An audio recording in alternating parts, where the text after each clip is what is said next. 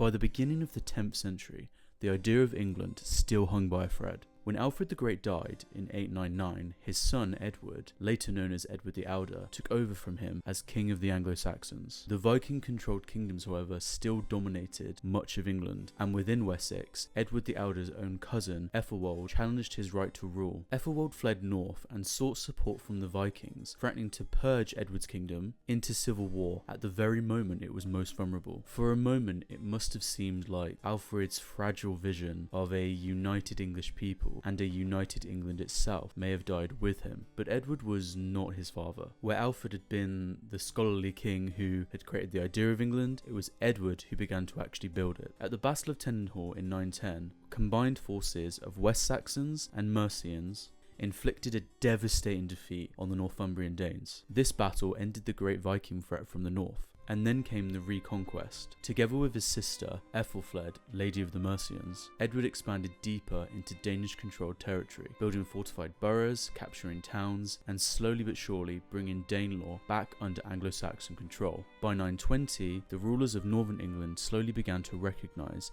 Edward's power. For the first time, it seemed like the political unification of England was possible. And although Edward the Elder would never rule a unified England himself, he transformed Alfred's idea into something real and lasting. His son, Ethelstan, would have to continue what Alfred began. But before that,